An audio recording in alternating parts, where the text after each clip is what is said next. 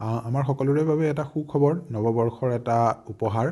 নতুন Vande Bharat sleeper train আৰু উল্লেখযোগ্য কথা যে ভাৰতত এয়া প্ৰথমবাৰৰ বাবে যোনটো বন্দে ভাৰত স্লিপাৰ ট্ৰেইনৰ আৰম্ভণি হৈ আছে আৰু প্ৰথমবাৰ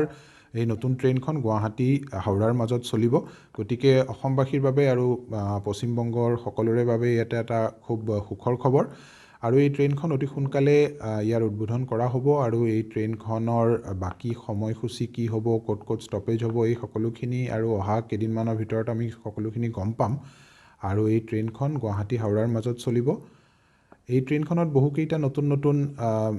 স্পেচিয়েল ফিচাৰ্ছ দিয়া হৈছে যেনেকৈ আপোনাৰ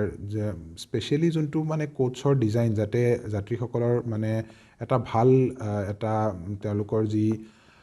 এক্সপিৰিয়েঞ্চ যোনটো হয় সেইটো এটা আৰু সুগম কৰিবৰ বাবে কিছু ব্যৱস্থা লোৱা হৈছে যেনেকৈ ধৰক বাথৰুমৰ ডিজাইনখিনি সলনি কৰা হৈছে তাতে নতুন ধৰণৰ সেনেকুৱা আৰ্গনমিক ডিজাইন লগতে ছিটবোৰৰ ডিজাইন আৰু গোটেই কোচটোৰে যি এটা মানে গেটআপ আছে সেই সম্পূৰ্ণ সলনি কৰা হৈছে লগতে তাৰ যোনটো ছাছপেনশ্যন আছে আৰু ছেফটি ফিচাৰ্ছখিনি আছে সেয়া অত্যাধুনিক ৰূপত দিয়া হৈছে যাতে আৰু সুৰক্ষাৰো বৃদ্ধি হয় আৰু লগতে যি যাত্ৰাৰ যোনটো এটা এক্সপিৰিয়েঞ্চ হয় সেইটো আৰু ভাল হ'ব পাৰিব লগতে এই ট্ৰেইনখনৰ 180 কিলোমিটাৰ পৰ্যন্ত স্পীডৰ কেপাচিটি আছে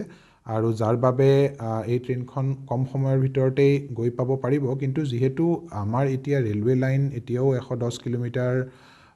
130 কিলোমিটাৰ এনেকুৱা ধৰণৰেই মেক্সিমাম স্পীড আছে গতিকে 180টো বৰ্তমান ৰেলখন চলিব নোৱাৰিব কিন্তু আগলৈ অহা দিনলৈ এই ৰেলখনৰ সিমান ক্ষমতা আছে 180 স্পীডত চলা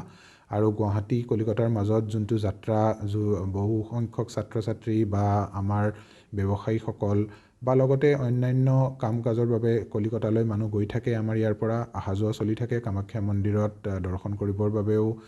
ভক্তসকল আহি থাকে গতিকে সকলোৰে বাবে এটা ভাল সুবিধা হ'ব কম সময়ৰ ভিতৰত আৰু সুৰক্ষিতভাৱে আৰু আৰামদায়কভাৱে তেওঁলোকে যাত্ৰা কৰিব পাৰিব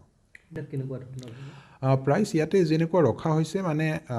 প্ৰায় থাৰ্ড এচিত গুৱাহাটীৰ পৰা হাওড়ালৈ 2300 ৰুপিজমান হ'ব ইয়াতে